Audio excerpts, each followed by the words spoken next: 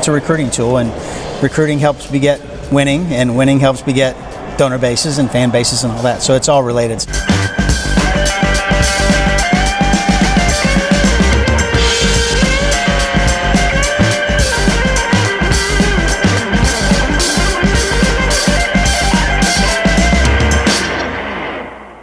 Hey there, ALSD, Jared Frank, back in Fort Worth today, this time with Mike Sinquefield, Deputy Director of Athletics for TCU.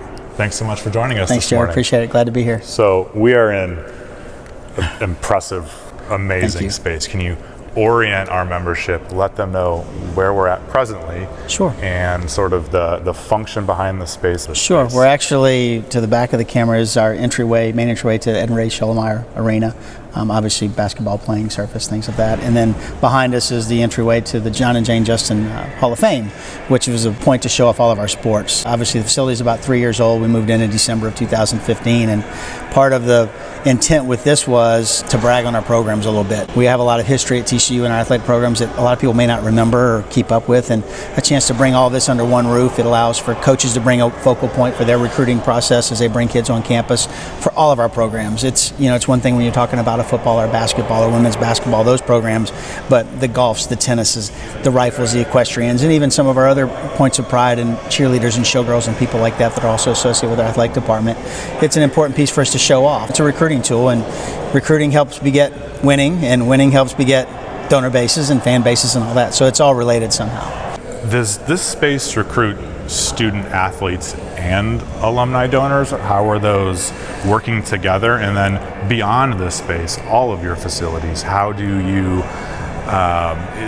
recruit both of those segments at the same time? For us, it starts with our student athlete experience. Everybody wants to win. And how do you win? You get higher quality student athletes in your program. And how do you do that? Recruiting. And so that lends to the arms race and facilities that we see. And so we want to put on the best face for TCU that we can. And a lot of that is in how we put together our facilities. So coaches have the resources to recruit student athletes. When you bring in high quality student athletes, they're good in the community, they're good on the court, they're good on the field. You create winning programs, and therefore that grows your fan base, which then leads to a donor base. And how do we help fund these facilities? And it's a continuous cycle. What came first, the chicken or the egg? Not real sure, but they work hand in hand together, and they're both really important to our program and our successes. You've done a multitude of capital projects throughout the last, call it, decade or so, and we're going to see many of those spaces. Staying here in the arena, it's game day. Some excitement in the building. The sound guys are testing things behind us. Absolutely. Can you focus on what was done here in the arena from a renovation perspective? We call it renovation because by and large we kind of created a very large donut around the existing facility. Did a lot inside of the arena as well. Lowered the floor level, created some different sight lines, created some different spaces. There's a space downstairs, courtside club, but we created donor access that helps us fund it because it gave us some lower level and courtside seats. So those were all pieces that played a role in how we funded the program, the project. But then on top of that, we incorporated the Hall of Fame, expanded concourses, better fan environment, easier access to concessions and restrooms and things like that. In addition to that, we also created office space for our Frog Club development team and our ticket office and all of our other coaches and support areas. It really kind of got pushed outside a little bit as the program grew. We were able to bring those offices back inside the main part of our facility in the hub, and all of this kind of attaches together. Though we're inside of Schollmeyer Arena, it's really adjacent to and attached to Amon G. Carter Stadium, and our student support service areas are attached to this with our weight rooming and our training rooms and locker rooms for basketball teams.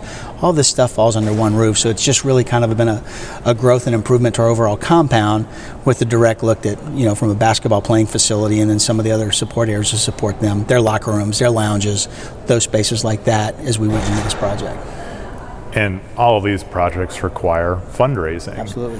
And what's always been impressive to me about your university is you're not Texas, you're not Oklahoma, you're not a big state school with this large pool of donors just based off of numbers. Yet you seem to have a high quality of donor and a very loyal donor. Can you speak to having to fund these buildings, so that's a reality, with a smaller number of alumni with which to tap into? Sure. Well, first of all, I think we want to concentrate that by and large, regardless of what our competition is doing, we want to be the best TCU we can be. And we're going to design and build and put facilities in place that are best for TCU. competition aside. But with that, yes, we are private schools, so most of what we have to do, virtually all we have to do is going to be based on donor. So you're cultivating those. Every project you're doing, you're trying to find more and more people, but what we lack for in quantity, we have been able to make up with in quality.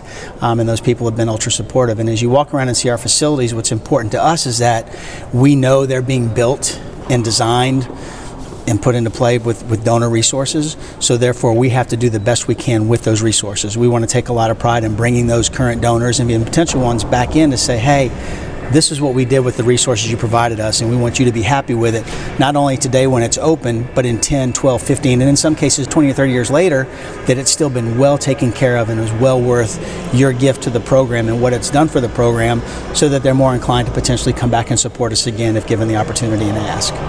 And from a strategic and tactical perspective, with each new project, are you going back to similar donors to ask for more of a contribution? In a lot of cases, we have to, just given what our donor base is and the success of them. So again, that goes back to that quality donor that we've had that has been so supportive of all of our programs.